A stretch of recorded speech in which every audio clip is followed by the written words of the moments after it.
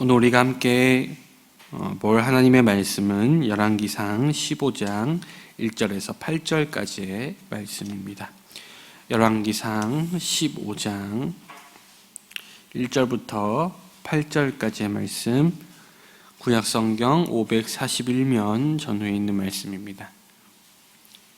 열왕기상 15장 1절에서 8절까지의 말씀, 다 찾으신 줄 믿고 우리 다 같이 한 목소리로 합독하시겠습니다. 느밧의 아들 여로보암 왕 18째 해에 아비암이 유다 왕이 되고 예루살렘에서 3년 동안 다스리니라.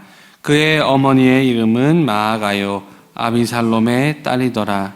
아비암이 그의 아버지가 이미 행한 모든 죄를 행하고 그의 마음이 그의 조상 다윗의 마음과 같지 아니하여 그의 하나님 여호와 앞에 온전하지 못하였으나 여호와께서 다윗을 위하여 예루살렘에서 그에게 등불을 주시되 그의 아들을 세워 뒤를 잇게 하사 예루살렘을 견고하게 하셨으니 이는 다윗이 햇사람 우리아의 일 외에는 정직하게 행하고 자기에게 명령하신 모든 일을 어기지 아니하였음이라. 르호보암과 여로보암 사이에 사는 날 동안 전쟁이 있었더니 아비암과 여로보암 사이에도 전쟁이 있으니라. 아비암은 남은 사적과 그 행한 모든 일은 유다 왕 역대 지략에 기록되지 아니하였느냐. 아비암이 그의 조상들과 함께 자니 다윗성에 장사되고 그 아들 아사가 대신하여 왕이 되니라.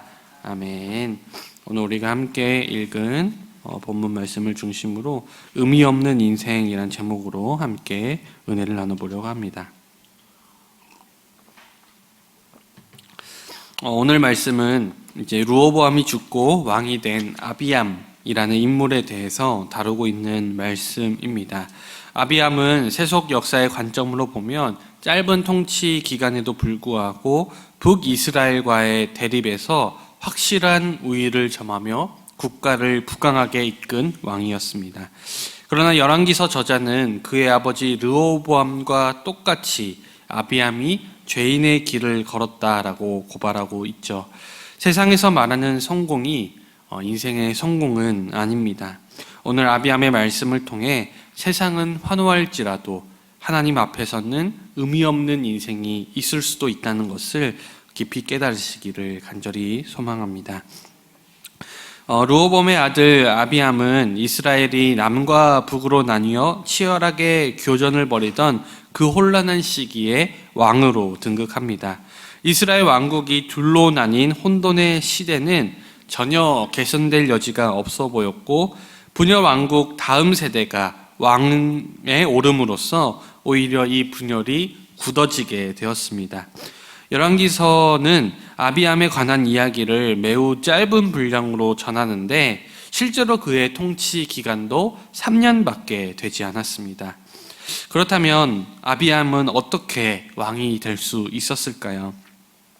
아비암의 아버지 르호보암은 처첩이 78명이었고 아들은 28명이나 되었습니다.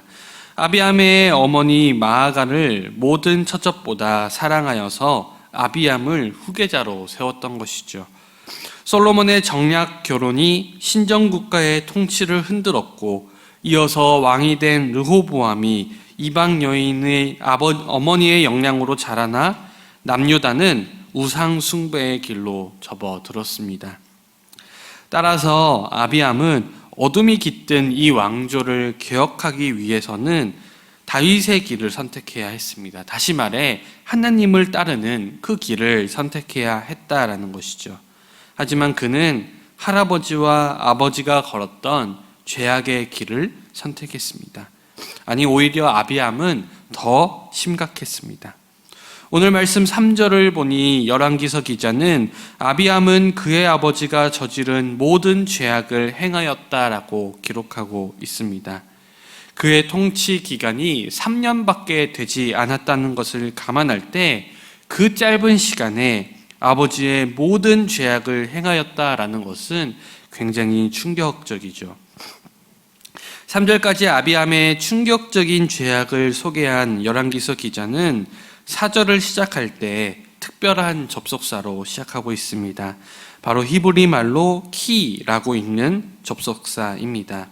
오늘 우리가 보는 이 개역개정 성경에서는 이 단어를 번역하고 있지는 않으나 이 접속사는 그러나 혹은 그럼에도 불구하고 라는 뜻을 가진 접속사로 아비암의 이 심각한 죄악과는 별개로 하나님의 은혜가 남유다 가운데 있었음을 설명하기 위한 접속사입니다.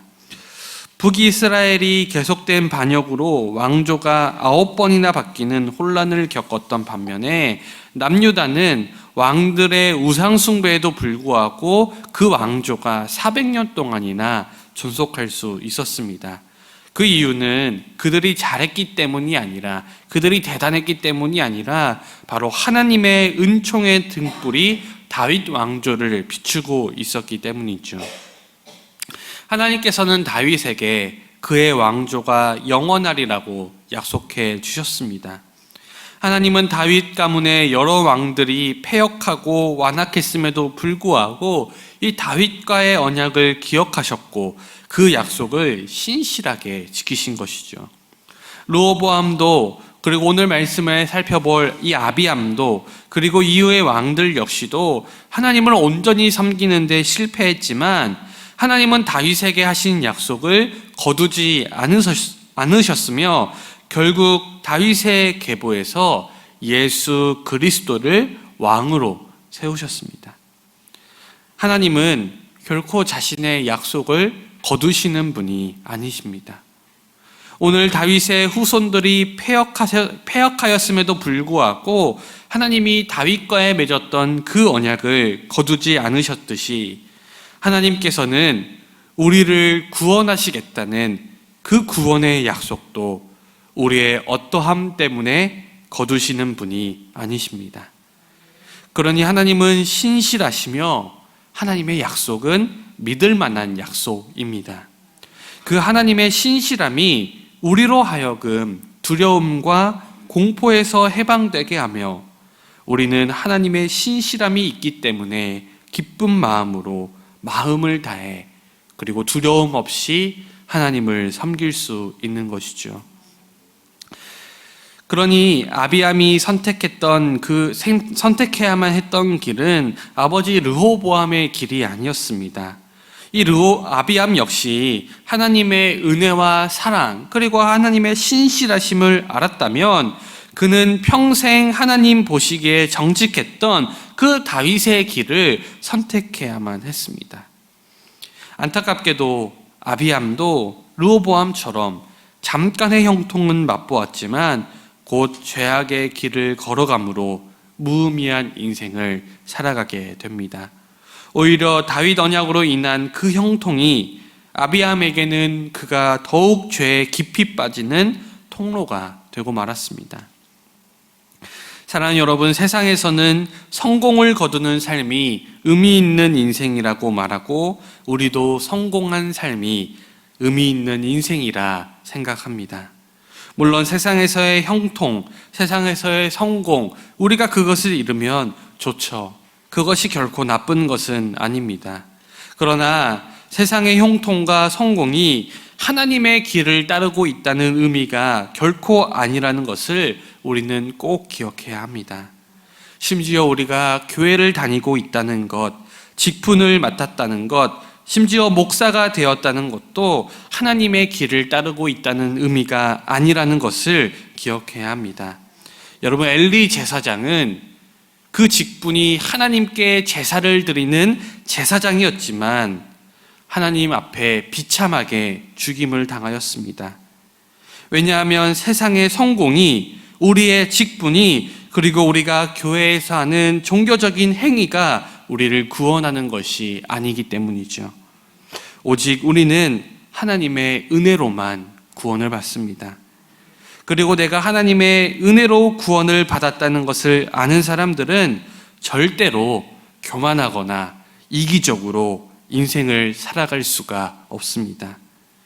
그 은혜를 정말로 깨달은 사람들은 이 세상 어떤 것도 나의 공로가 없다는 것을 깨달은 사람들이기 때문이고, 그 은혜를 깨달은 사람들은, 그 사랑을 깨달은 사람들은 나를 이처럼 사랑해 주신, 자격 없는 나를 사랑해 주신 그 하나님을 위해 인생을 살고자 하는 열망이 생기고 다른 사람들을 섬기고자 하는 마음이 생기기 때문입니다. 그러니 하나님을 섬기고 다른 사람을 섬기는 삶이 아니라 내가 대접받고 내가 편안하고 어떻게든 책임과 의무를 회피하며 사는 사람들은 아무리 형통해도 아무리 직분을 맡아도 하나님의 사람이라고 말할 수가 없습니다. 그러니 우리는 세상의 형통보다도 하나님을 위한 삶이야말로 정말 복된 삶이란 것을 기억하며 하나님을 위해 최선을 다해 살아가야 합니다. 이어지는 6절에서 8절까지의 말씀에서 열왕기서 기자는 여로보암과의 전쟁에 대해서 기록하며 아비암의 이야기를 마무리합니다. 여로보암의 반역으로 이스라엘이 분열된 직후 군사를 일으킨 르호보암에게 하나님은 형제와 싸우는 것을 막으셨습니다. 그러나 르호보암과 여로보암의 전쟁이 계속되었다는 것은 그들이 하나님께 불순종하였음을 알려주는 대목이죠. 이어서 저자는 자신의 아버지와 마찬가지로 아비암 역시 여로보암과 전쟁을 계속했다는 기록으로 아비암의 삶을 정리합니다. 이 말씀을 통해 그가 얼마나 하나님과 관계가 끊어진 불통의 정치를 이어갔음을 우리가 알 수가 있습니다. 비록 통치 초기에 아비암이 위기에서 하나님께 기도해서 승리를 얻은 사건도 있었습니다. 하지만 이후 그는 타락의 길을 걸었기 때문에 승리와 회복이 아닌 전쟁과 죽음이 어두운 그 역사만 기록된 것입니다. 아비암은 하나님께 의지해 전쟁에서 승리하는 은혜를 경험했음에도 불구하고 이후 하나님과 소통이 끊어진 삶을 산 인물입니다. 여러분, 이것 또한 잘 기억해야 합니다. 과거의 은혜의 경험이 현재의 신앙의 삶을 대변해 주지 못합니다. 과거에 아무리 많은 은혜를 체험하였다 하더라도 그 경험이 우리의 구원을 확증해 주지 못한다는 것을 기억해야 합니다. 과거에 있는 그 은혜가 우리의 지금의 상태를 보장해 주지 못합니다. 아무리 은혜를 받았어라도 지금 자신의 상태가 하나님의 은혜에서 떠나 있는 상태, 그래서 세상의 낙과 세상의 즐거움만 구하고 있는 상태라면 어쩌면 그 사람도 오늘 말씀의 아비암과 같은 그러한 상태일지도 모릅니다. 사랑하는 여러분, 아비암은 통치 초반 하나님의 은혜와 승리를 경험했습니다. 그러나 점차 하나님과 불통하며 아버지 르호보암이 걸었던 죄악의 길을 선택했습니다. 그렇게 아버지의 삶과 판박이인 의미 없는 인생을 살아갔던 것이죠. 사랑하는 여러분, 잠깐 눈에 보이는 세상의 것들은 하나님 안에서 아무것도 아닙니다. 왜냐하면 그 세상의 것들이 영원한 우리의 삶을 보장해 주지 못하고 그 우리가 구하는 세상의 성공이 우리를 구원의 길로 인도해 주는 것이 아니기 때문이죠. 우리는 이 사실을 깨달아 늘 하나님과 소통하며 성령님의 지혜로 바르게 살아야 합니다. 하나님의 은혜를 깨닫고 하나님의 은혜를 위해 사는 인생, 그것이 바로 우리에게 참 의미를 주어주는 바른 인생이 됩니다. 사랑하는 여러분, 부디 우리가 하나님께 받은 구원의 은혜를 전심으로 깨달아 하나님을 위한 인생을 살아가는 저와 여러분 다 되시기를 주님의 이름으로 간절히 축원드립니다. 기도하겠습니다. 사랑과 은혜가 충만하신 하나님 아버지, 오늘 이 아비암의 말씀을 통하여서 오직 세상의 성공이 아니라 하나님의 은혜를 구하는 삶을 살아야 함을 깨닫게 하시니 감사를 드립니다. 주님, 우리가 하나님의 은혜를 받았음에도 하나님과 멀어지는 삶을 살지 않게 하여 주시옵소서. 끝까지 그 구원의 은혜와 사랑을 깨달아 하나님을 위하여서 또 우리가 받은 사랑을 베풀면서 그렇게 세상을 살아갈 줄 아는 우리 모두가 되게 하여 주시옵소서. 그래서 아비암 같은 인생이 아니라 다윗과도 같은 실패했지만 넘어졌지만 다시 하나님께 돌아오는 다윗과도 같은 인생을 살아가는 우리 모두가 되게 하여 주시옵소서.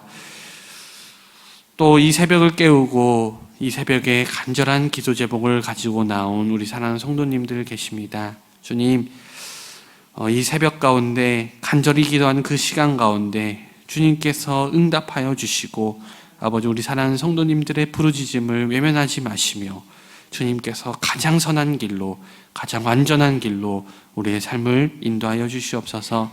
아버지 오늘 하루의 삶 동안 피곤치 않게 하시고 졸리지 않게 하시며 또 맡은 바 최선을 다하여서 하나님의 사명을 감당하는 우리 모두가 되게 하여 주시옵소서. 감사드리며 살아계신 우리 주 예수 그리스도 이름으로 간절히 기도드리옵나이다. 아멘.